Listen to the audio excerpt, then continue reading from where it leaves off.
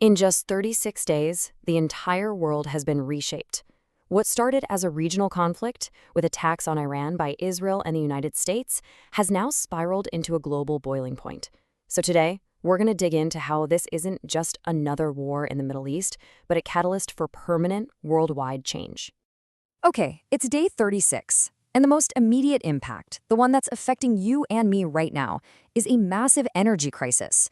Iran's decision to selectively close the Strait of Hormuz has sent a huge shockwave through the global economy, making this conflict very, very real for everyone, no matter where you live. You know, for years, the world took some comfort in Iran's official stance against nuclear weapons.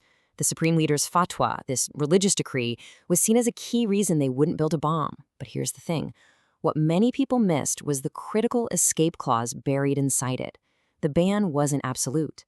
It could be completely waived if the very survival of Iran was on the line. And that leads us to the biggest questions of this whole crisis, right? Has that line finally been crossed? Is the threat now so real, so existential that the fatwa is basically off the table? And if it is, what in the world does a nuclear-armed Iran actually mean for all of us? Well, according to a growing consensus of geopolitical analysts, the answer is a definitive yes. This conflict has completely changed the math for Iran. It's pushed them past a point of no return. And the old way of thinking, the old rules of deterrence, they're now seen as dangerously naive.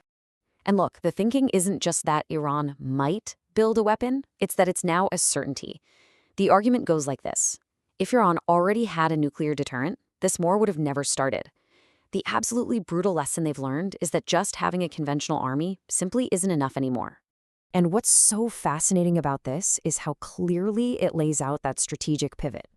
Before, Iran's game plan was a mix of religious restraint and their regular military. Now, the entire strategy is shifted to what experts are calling the North Korea solution. It's the belief that only the ultimate weapon, a nuclear bomb, can guarantee your survival when you're facing a nuclear-armed enemy. Yeah, it's a really grim calculation, isn't it?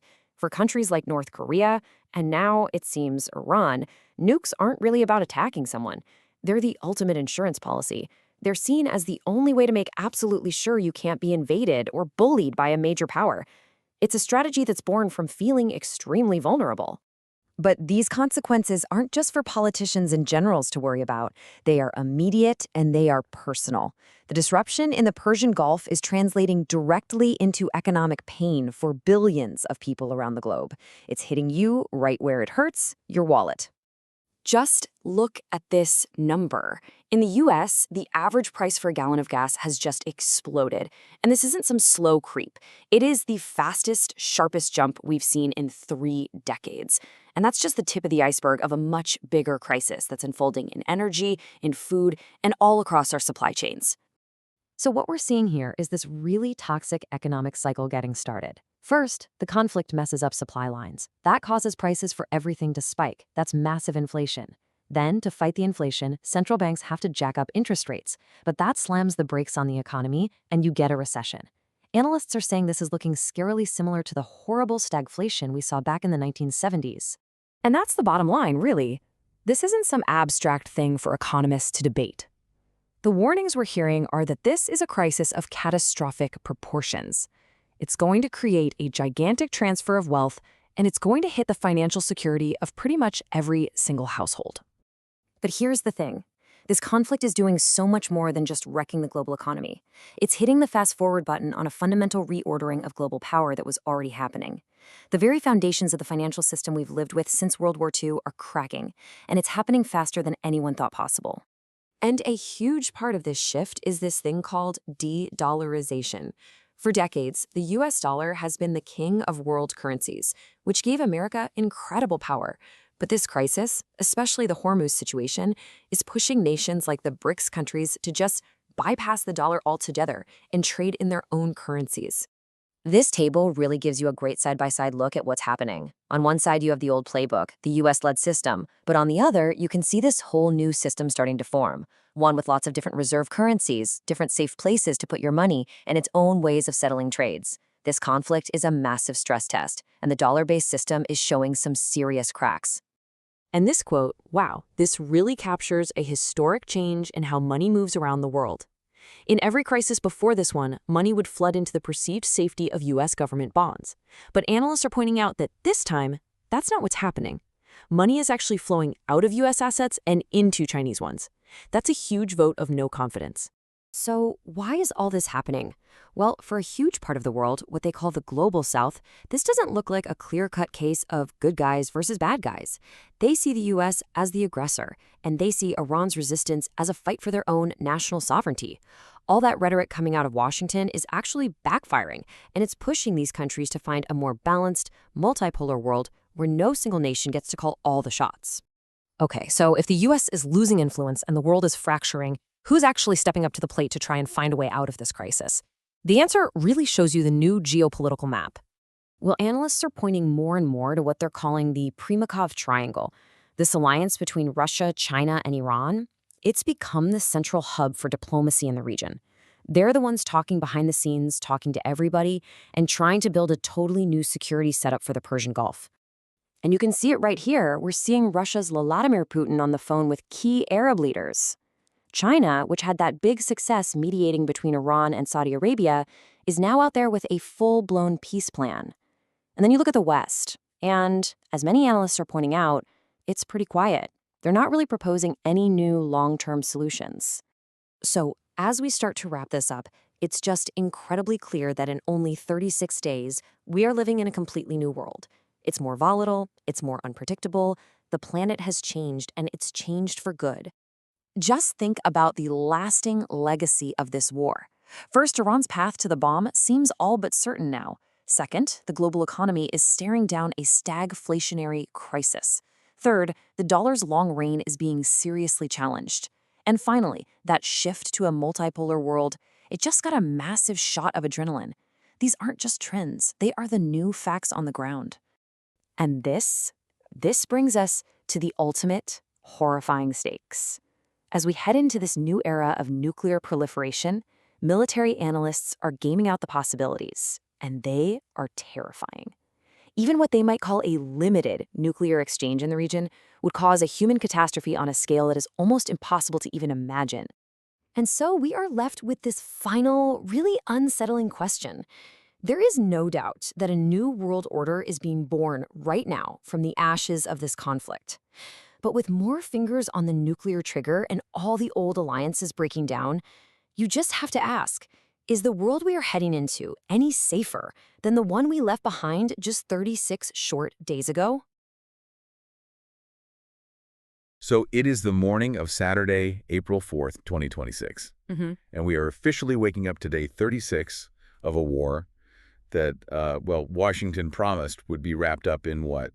2 or 3 weeks? 3 weeks was the official talking point, yeah. Right.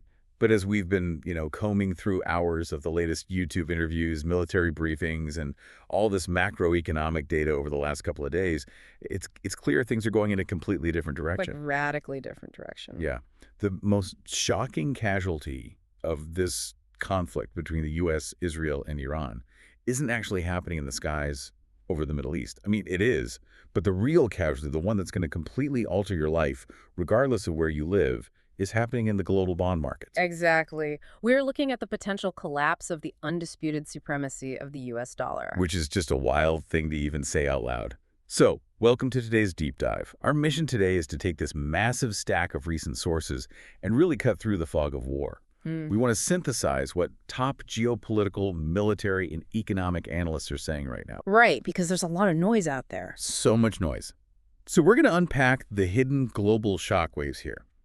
We'll look at how the world's most advanced stealth fighters are suddenly vulnerable, why Iran is being pushed toward a nuclear, what they're calling a North Korea solution, and how this is all triggering a global wealth transfer.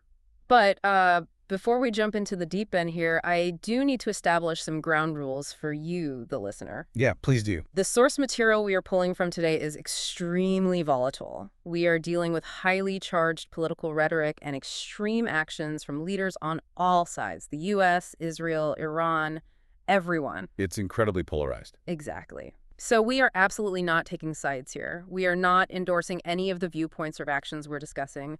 Our sole objective is to impartially report, analyze, and decode the facts and arguments presented in the sources. We just want you to fully understand the sheer scale of what is happening on the board right now. Right, just presenting the data so you can see the big picture. And the big picture is a mind-bending paradox. We have a war that was basically launched to secure U.S. hegemony, right? But the data suggests it might be the exact trigger that dethrones the dollar and permanently shifts global power to the east. It's the ultimate unintended consequence. Yeah. But to understand the global economic fallout, we really have to look at the physical battlefield first.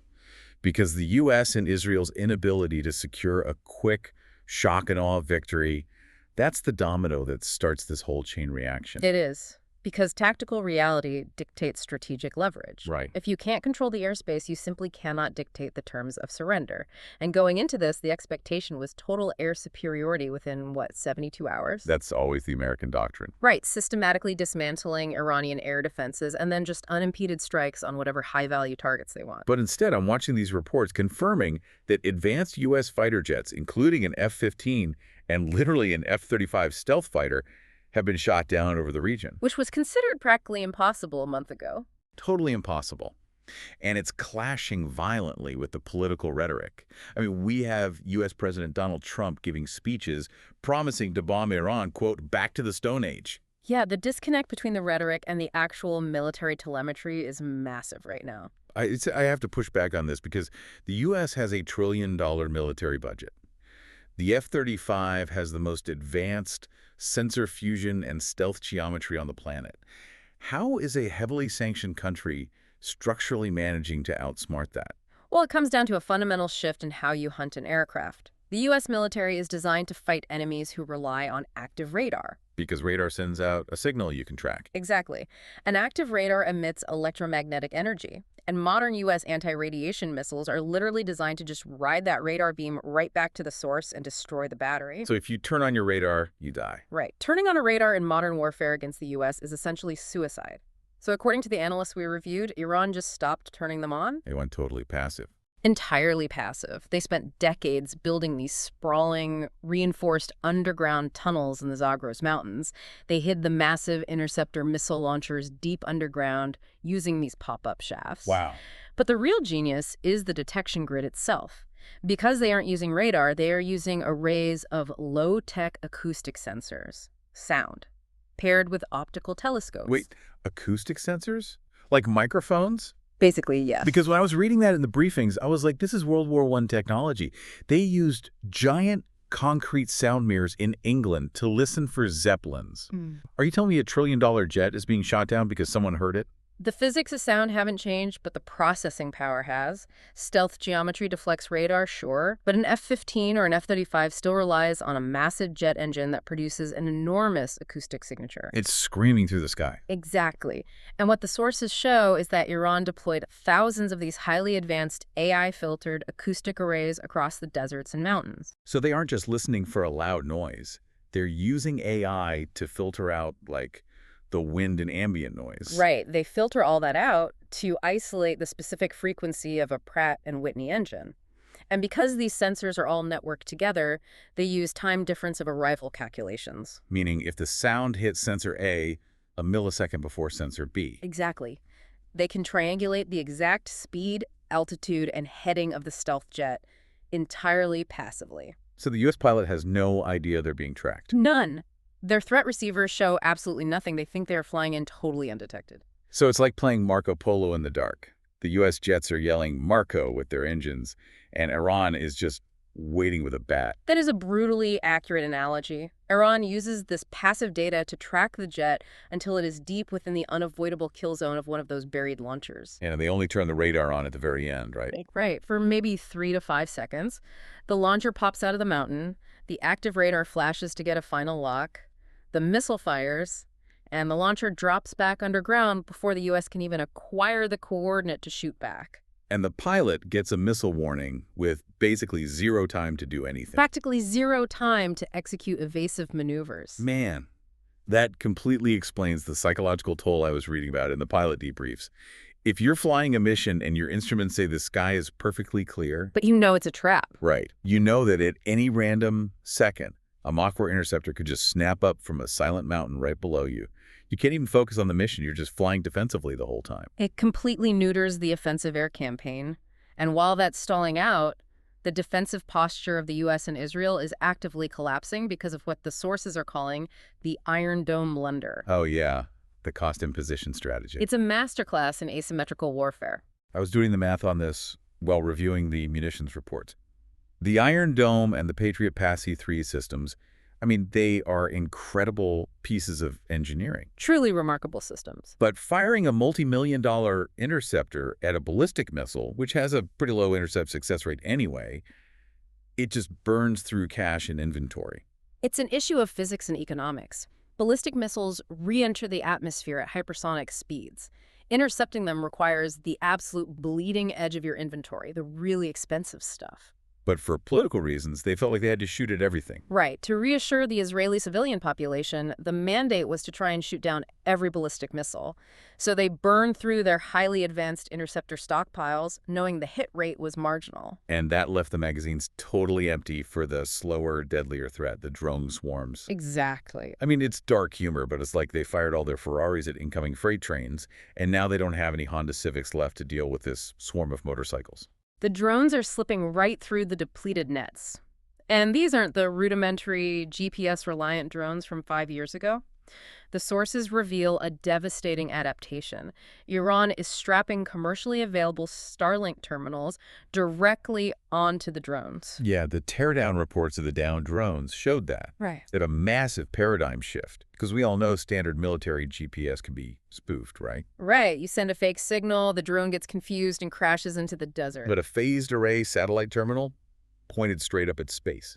You can't jam that from the ground. It is practically immune to terrestrial electronic warfare. It gives the operator, who might be sitting in a bunker in Tehran, unjammable first-person view control over the drone. Like they're playing a video game. Exactly. They have a live 4K video feed. They aren't just programming a coordinate. They are manually flying the drone through the specific window of a specific radar installation hundreds of miles away. Which is exactly what they've been doing to the early warning radars in Israel. And without those radars, the Israeli civilian population is just flying blind. The civil defense reports indicate that citizens are being forced to sleep permanently in communal bunkers. You can't run a modern society like that. Yeah. You can't run a tech sector or hospitals when your citizens only get a 10-second warning before impact. The daily life of the nation is crippled. It's complete societal paralysis, which forces the conflict into its next highly dangerous phase. If the U.S. and Israel can't achieve air dominance and their infrastructure is degrading, military doctrine dictates moving to ground targets. Right. If the air war is a stalemate, the ground targets become the real leverage. You flip the table. Precisely. And we're seeing this in the sources. The U.S. is actively threatening to target Iranian energy infrastructure. There are reports that Trump is planning a desperate airborne invasion of Iran's Karg Island. The main oil export terminal. Yeah, just to seize it and get Iranian oil back on the market to lower U.S. gas prices. The domestic political pressure in the U.S. is literally driving military strategy.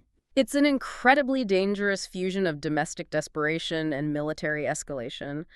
But multiple geopolitical strategists in our sources point out the fatal flaw here. The massive asymmetry in what each side actually has to lose. Exactly. The U.S. assumes that destroying Iran's energy sector will cause the Iranian state to collapse. But I was framing this for myself when I was reading the reports. Oil is a country's wallet, but water is its lungs. That is the perfect analogy. If your energy grid gets destroyed, you're broke. You have a depression, massive inflation. It's terrible. But you can physically survive a shattered economy. The Gulf states and Israel, though their vulnerability is entirely different. It's the ultimate regional Achilles heel. The populations of UAE, Saudi Arabia, Qatar, Israel, they rely almost entirely on reverse osmosis desalination for drinking water. They're literally manufacturing their survival from seawater every single day. Every day. And if you look at the blueprints for these massive desalination plants, they are incredibly fragile. Yeah, you have these vast arrays of high-pressure pumps and delicate membranes. You can't hide a coastal desalination plant inside a mountain. And you certainly can't protect it from a swarm of Starlink-guided drones if your Patriot missile batteries are empty. So if the U.S. and Israel hit Iranian civilian infrastructure, Iran's stated doctrine is to target those desalination plants. Exactly. They will target the plants of any Gulf state hosting U.S. bases or facilitating the strikes. And you can't just truck in bottled water for 10 million people in Riyadh or Dubai.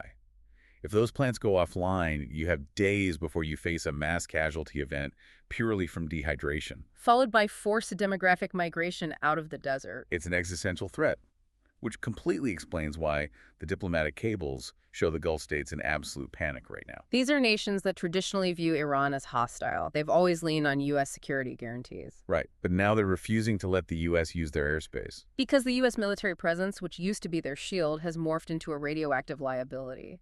They know American fighter squadrons cannot protect their water supply from a saturated drone attack. So the U.S. is completely isolated regionally, which makes me wonder, how does this end?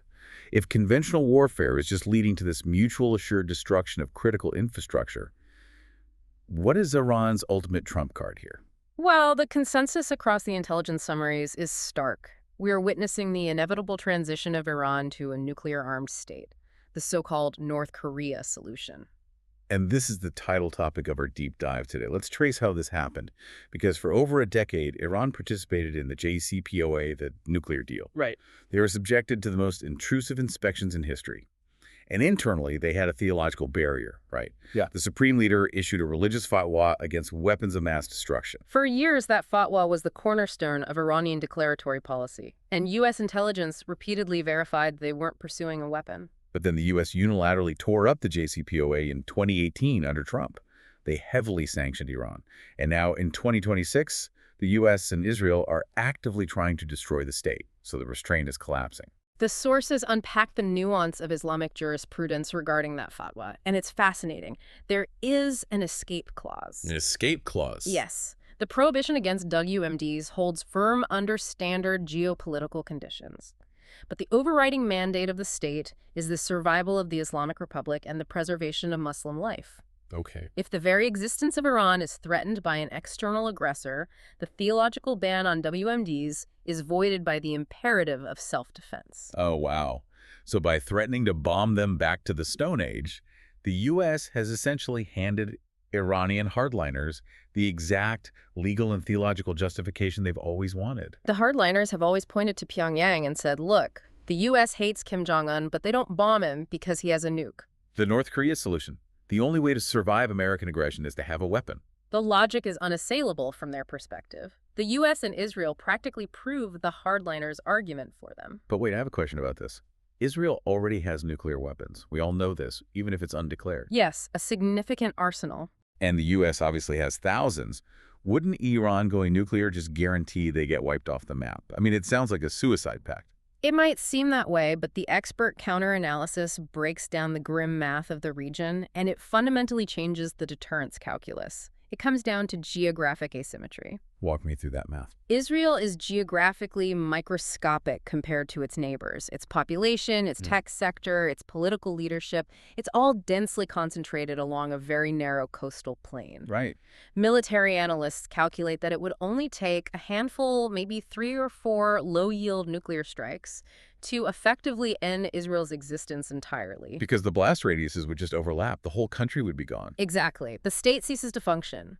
Iran, conversely, is a massive geography. It's geographically larger than France, Germany, and the UK combined. With, what, almost 100 million people? Right. Spread across vast mountain ranges and deserts. So a desperate Israel might survive a conventional war, but if they launched a retaliatory nuclear strike, they could obliterate Tehran, Isfahan, maybe a few other centers. They kill millions of people. Horrific devastation, yes. But they could not physically erase the Iranian nation or geography. The state of Iran would survive the exchange. Israel would not. That is incredibly dark. But it explains why having a nuke is the ultimate deterrent for them.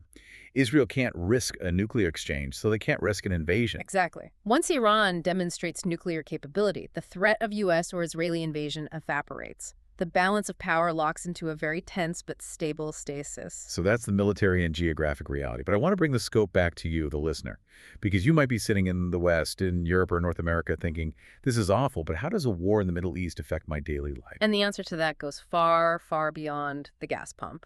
Right. We're heading straight into what the analysts are calling global stagflation 2026. Because the Strait of Hormuz is effectively closed by Iran to any hostile nations. And 20% of the world's daily oil supply passes through that strait. Oil has already surged to $140 a barrel. And I saw tangible examples of this in the reports. Amazon has already slapped a 3.5% logistics surcharge on all global deliveries. Everything you buy just got more expensive to move. But it's not just shipping. It's the supply chain collapse of things people don't even realize come from the Middle East. Right. The Middle East doesn't just export oil, it exports the chemical precursors of the modern industrial economy. Let's talk about urea. Urea is the nitrogen-based compound that makes global agricultural fertilizer possible. Without urea, fertilizer production basically crashes. And the downstream effect of a fertilizer shortage is a dramatic reduction in crop yields globally. We are looking at a massive, baked-in global food crisis. Skyrocketing food prices everywhere, stagnant economic growth combined with high inflation, stagflation. But then there's the tech angle, which just blew my mind. Sulfur and helium. The extraction of natural gas in the Gulf produces massive amounts of industrial helium and highly refined sulfur. And you need liquid helium to cool the machines in semiconductor foundries, and sulfur to etch the silicon wafers for microchips. Exactly. Without those raw materials, the production of semiconductors grinds to a halt. Which is just the ultimate irony. Yeah. The U.S. is currently locked in this massive trillion-dollar AI arms race with China. Right. But by triggering this war in the Middle East, the U.S. has cut off the exact raw materials it needs to build the microchips that power artificial intelligence. It's a strategic own goal of monumental proportions. The foundries in Taiwan and the U.S. are going to face massive bottlenecking. The West is basically walking blindfolded into the greatest wealth transfer and economic depression of the century. Because while the physical commodities are freezing up, the financial markets are doing something even more unprecedented. Yeah, let's pivot to the financial side. Because the petrodollar is dying in real time. For decades, global trade relied on a foundational agreement. Energy resources are priced and settled in U.S. dollars. Which allows the U.S. to run massive deficits, right? Because everyone needs dollars, so everyone buys U.S. Treasury bonds. Exactly. But the sources show that Iran and Oman are now jointly managing the Strait of Hormuz. And for the ships they do allow to pass, mostly from the global south, the tolls are being demanded in Chinese yuan or Iranian rials, not dollars. They are actively decoupling the energy trade from the U.S. dollar. And from the SWIFT banking system entirely. Right. And for decades, the assumption was that in a time of war, global investors would flood into U.S. dollars as a safe haven. It's the flight to safety. But the financial analytics from the last 48 hours show the exact opposite. Foreign central banks are actively dumping U.S. treasuries. It's like a bank run. It's like the world just realized the biggest bank in town doesn't actually have their money, and everyone is rushing to open an account across the street. And across the street is the BRICS nations. Investors are fleeing to Chinese government bonds and gold.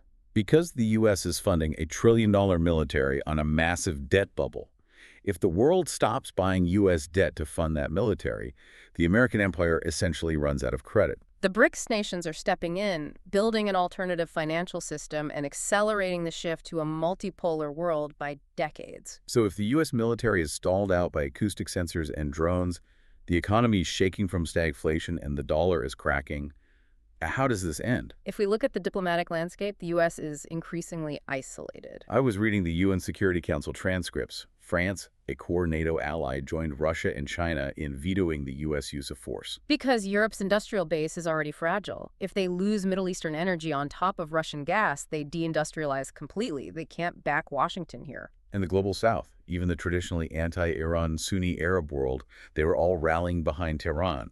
They view the U.S. and Israel as the actual rogue states because of their rhetoric and targeting of civilian infrastructure. So the only viable off-ramp is coming from the east. The Primakov Triangle, Russia, Iran, and China, is coordinating behind the scenes. China put forward a 5-point peace plan. Yes, emphasizing the UN Charter, the protection of civilian infrastructure, and utilizing Pakistan and Oman as mediators. It's a pragmatic plan to just get the global economy functioning again. Contrast that with Washington's insistence on total submission. Yeah. I mean, Trump's 15-point surrender plan. Which is completely incompatible with reality. Iran has neutralized the air campaign and holds the global energy supply hostage. Why would they surrender? They won't. So the war will likely only end when the economic pain for the U.S. and Europe becomes so unbearable, the inflation, the supply chain collapse, that they're forced to make humiliating concessions. Concessions to a newly empowered multipolar coalition led by China and Russia. Wow. Let's just quickly recap the staggering chain of events we've unpacked today. A tactical military stalemate driven by low-tech sensors and commercial satellite drones has neutralized Western air superiority. That triggered a threat to fragile water infrastructure, which pushed Iran to practically guarantee a nuclear weapons program for survival. The North Korea solution. Exactly. And meanwhile, the weaponization of the Strait of Hormuz has killed the petrodollar, isolated the U.S., and kicked off a global stagflation crisis. It is a complete structural shift in global power. It really is. I want to leave you, the listener, with a final provocative thought to mull over. History shows us that empires don't usually fall because they are defeated on the battlefield. They fall because they go bankrupt, trying to maintain the battlefield. Great point. If the bombs stop tomorrow, the physical smoke will clear. But with the world now trading oil in yuan, dumping U.S. treasuries, and relying on Chinese diplomacy, did the American century just quietly end while we were all watching the explosions? It's entirely possible. What happens when the Treasury simply cannot afford to keep those 800 overseas military bases open? Right. Not defeated, just out of cash. It's a terrifying thought. Thank you so much for joining us on this deep dive today. Keep questioning the headlines, and we'll see you next time.